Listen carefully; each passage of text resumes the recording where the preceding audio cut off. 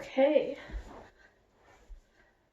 Hello, everyone. Wow, I am really far down. Let's get started, I guess. So, the first book that I finished in July was King of Fools. It's the second book in the Shadow Game series. The first one is Ace of Shades. And I gave this one 5 stars, I believe. Yeah, I gave this one 5 stars.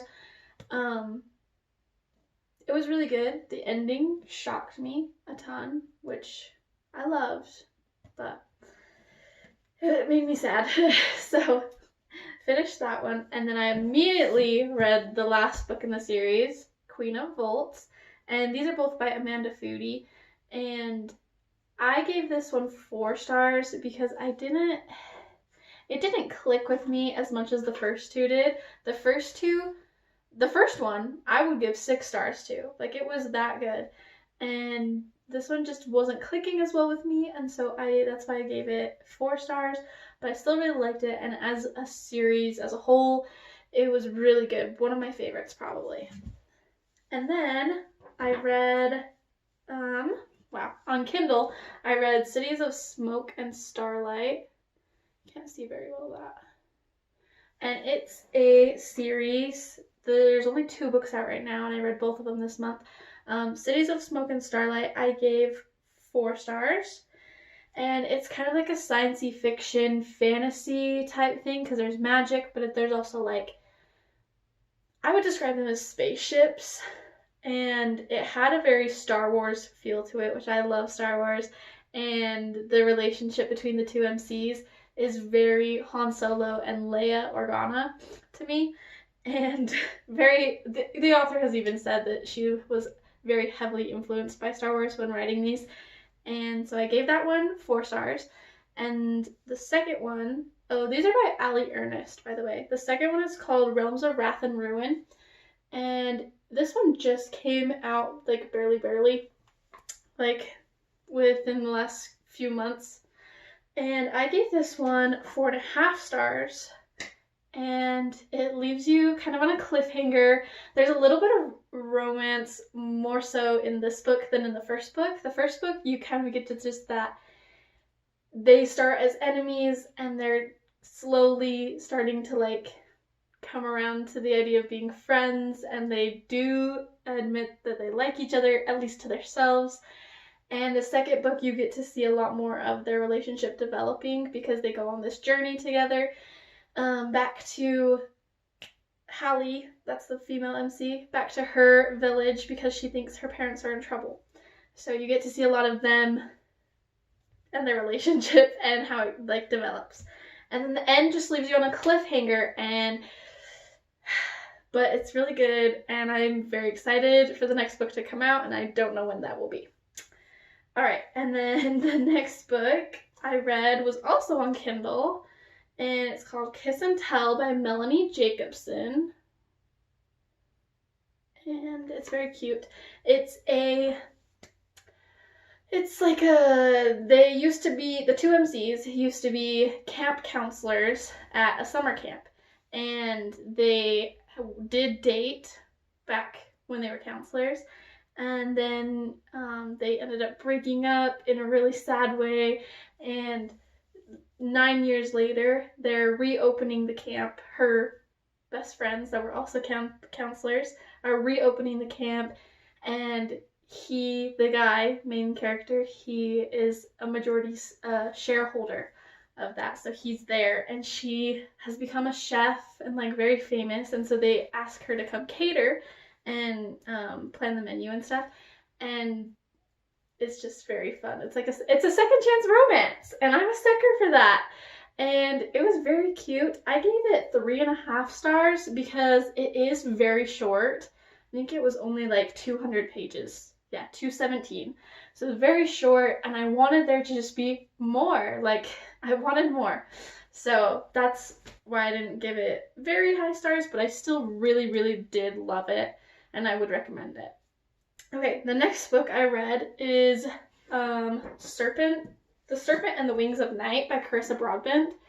And this book I have been seeing a lot on TikTok, and a couple people on YouTube have been reading her books lately. Daughter of No Worlds, that's another one of her series that I really want to read. It's part of a series, but she's currently writing it in a way that each couple is a duology. So, this book, and then there's going to be there is a second book to it. I just haven't read it yet. And there's a novella in between with characters that get introduced to the second book. I gave this one 4.5 stars because it was really good. I think the pacing was really good. It reminded me of From Blood and Ash and a little bit of ACOTAR. A lot of people are saying, oh my gosh, it's just like ACOTAR. It's not, but the feeling is the same. The feeling that I got from reading this was very similar to what I felt when I was reading ACOTAR and when I was reading From Blood and Ash. So definitely recommend, and I'm excited to get the novella and the second book to this, and to read the rest of the series, and her other series as well. I want to read. And then the next book I read was Beach Read by Emily Henry.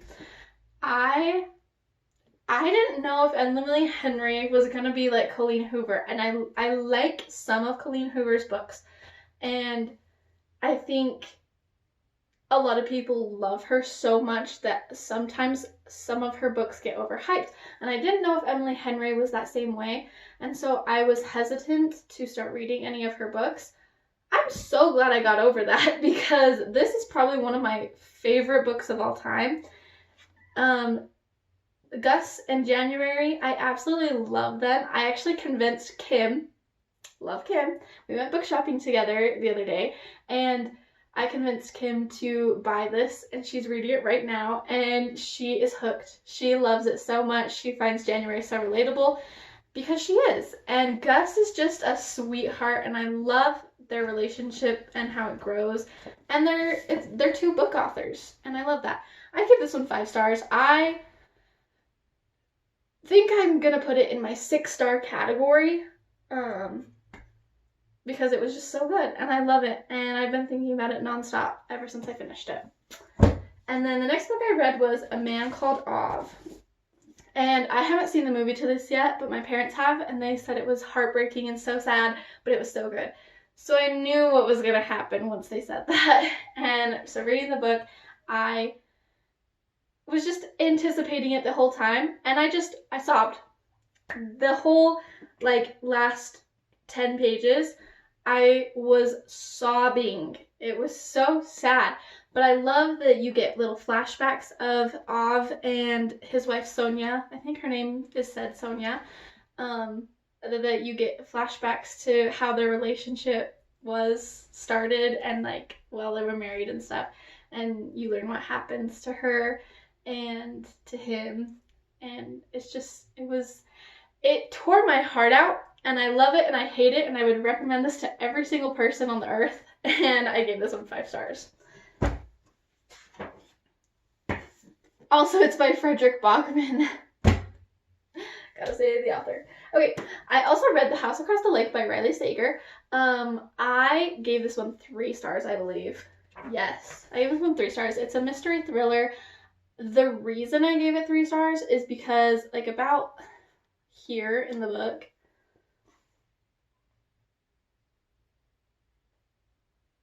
yeah, literally right here, around the 240s. Anyways, around there, something happens in the book that I am not a fan of when authors do that.